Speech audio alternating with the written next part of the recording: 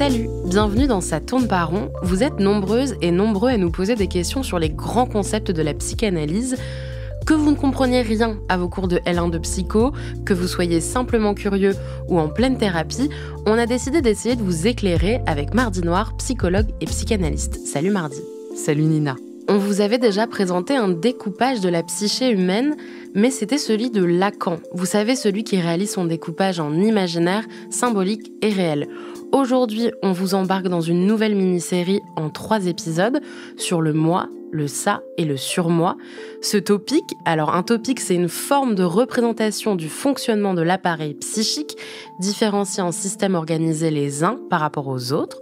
Freud, il va faire de ce topic un triptyque, le moi, le ça et le surmoi, en 1923. Donc Freud conceptualise cela avant que Lacan ne fasse son découpage imaginaire, symbolique et réel. Alors mardi, on a pris les choses à l'envers en fait. Eh ben oui, c'est tout moi ça. J'ai commencé par le plus difficile, à savoir Lacan, alors qu'en effet, on peut revenir aux bases de l'invention psychanalytique et appréhender les jalons posés par Freud. D'autant que vous allez le voir, Nina, ce n'est pas simple du tout non plus. On manie les termes comme si on les connaissait par cœur, l'inconscient, le conscient, le moi, le ça, le surmoi, mais on ne sait pas toujours de quoi on parle. Par exemple, je pense que nos auditeurs ont peut-être dans l'idée que le moi serait la partie consciente de notre psyché, alors qu'en fait le moi est majoritairement inconscient. Oui, moi aussi j'avais cette fausse idée que le moi c'était la partie consciente. Alors comment ça se passe chez Freud alors ? Alors en fait, au départ, Freud avait découpé l'appareil psychique aussi en 3 termes, mais ces termes, c'était l'inconscient, le conscient et le préconscient. Et pour le préconscient, honnêtement, j'ai jamais complètement capté de quoi on parlait. Enfin, si, j'en ai une vague idée, encore heureux, mais on va le mettre de côté, sinon je vais vraiment perdre tout le monde. Donc, réduisons la découpe à une partie consciente et une partie inconsciente. Cette façon de cartographier le psychisme est toujours d'actualité, mais Freud s'est trouvé un peu bloqué à ne penser les choses que sous cette forme. Notamment parce qu'au fond, la conscience n'est que l'écume du réel, n'est qu'une infime partie de ce que nous vivons. Pour vous donner un exemple très concret, tout ce que je viens de dire n'est déjà plus. Et il faut que je l'oublie en partie pour pouvoir continuer de parler. De même, je respire de façon plutôt inconsciente en ce moment même si je veux réussir à continuer l'enregistrement de ce podcast. Il faut que je parvienne à faire plusieurs choses à la fois et ça nécessite que certaines de ces choses se fassent inconsciemment. Donc là, on a une vision du conscient et de l'inconscient, mais ça ne spécifie pas grand-chose, d'où la nécessité pour Freud de créer une deuxième découpe de l'appareil psychique qui n'invalide pas la première, mais la rend plus précise. Et c'est là qu'il va aussi penser la psyché, avec les termes de moi, ça et surmoi. Donc on va commencer par le moi, si vous le voulez bien, mardi, et évidemment le ça et le surmoi auront aussi chacun leur épisode.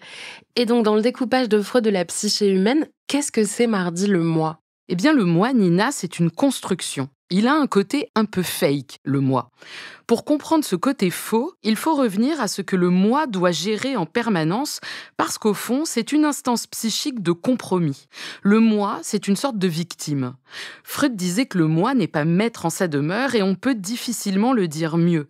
Le moi est acculé de toutes parts. Il est en lien avec le corps, avec les pulsions, avec tout un tas de ressentis, mais il est aussi en lien avec la morale, avec l'idéal et enfin, il est en lien avec le monde extérieur.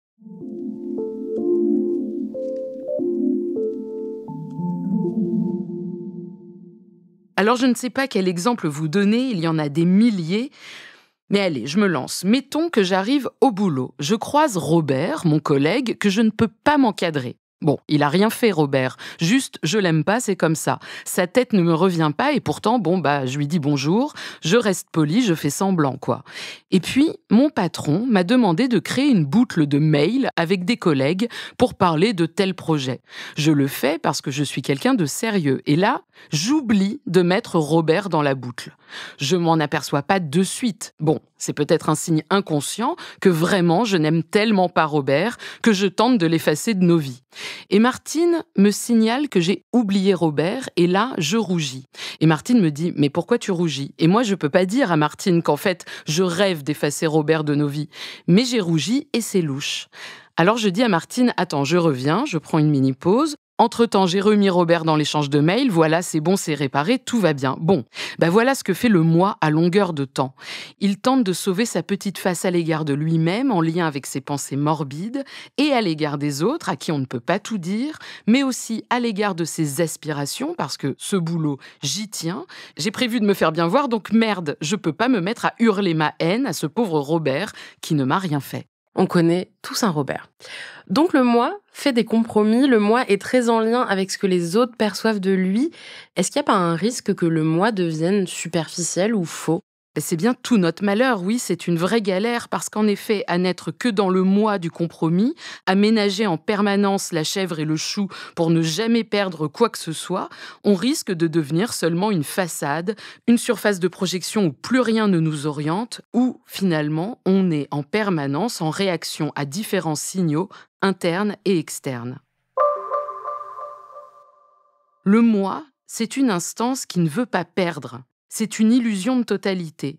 On en avait parlé avec l'imaginaire de Lacan et j'invite les auditeurs à écouter ou réécouter cet épisode. Le moi, c'est de l'imaginaire, c'est une image, c'est un leurre qui est secoué de manière incessante par divers obstacles. J'ai envie de faire caca pile au moment où j'arrive à un rencard, le moi fait style. Je souris, mais je transpire beaucoup aussi. Beaucoup. Et pourquoi tu transpires ? Il fait chaud, non ? Non, pas du tout, il fait 3 degrés. Ah merde, bon, si, j'avais pas remarqué. Ça fait que le moi, s'il reste cantonné à sauver les apparences, devient un peu ridicule. Parfois, il vaut mieux trouver le moyen de dire « je ne suis pas qu'une surface parfaite, j'ai aussi mes problèmes, attends 2 secondes, faut que j'aille aux toilettes ». Là, j'ai l'impression, Mardi, que vous nous dressez un tableau du moi qui est assez noir, qui donne peu envie. Est-ce que le moi, il fait aussi des trucs bien ? Mais oui. Heureusement qu'il a des bons côtés. Le moi, c'est ce qui permet de s'abandonner un peu dans des moments de liesse. C'est tellement reposant de faire une hola dans un stade, de chanter à l'unisson dans une salle de concert, d'avoir l'impression que tous nos moi aux uns et aux autres sont reliés par un même idéal, une victoire d'une équipe sportive, une adoration d'une chanteuse, une queue-leu-leu dans un mariage. Qui n'est pas fan des chenilles, hein Nina ? Je l'accorde. Mais le moi, c'est aussi, entre amis ou en amour, c'est une illusion de se fondre dans l'autre. Le problème, c'est si on ne peut pas se récupérer ensuite. C'est là que ça peut péter un plomb. Et au contraire, quelqu'un qui n'a aucun semblant va aussi être dans l'embarras, voire plus que celui qui en a trop. Celui qui en a trop, ça peut être séduisant. Il peut même y avoir un côté gourou, quelqu'un de total qui vous fait vous sentir comme entier, comblé. Alors que celui qui en est dépourvu va être perçu direct comme quelqu'un de très bizarre. Parce que, certes, le moi est illusoire, mais sans cette illusion, difficile de tenir dans un monde fait en grande partie d'apparence. J'imagine, Mardi, qu'on va aussi plus en découvrir sur le moi en comparaison au ça et au surmoi. Si j'ai bien compris, toute l'utilité de cette délimitation de la psyché humaine. En tout cas, retrouvez-nous la semaine prochaine et la suivante pour un épisode consacré au ça puis au surmoi.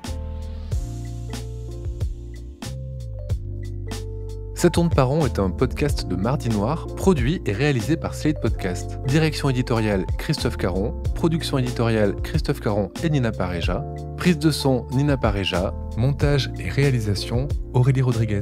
La musique est signée Sable Blanc.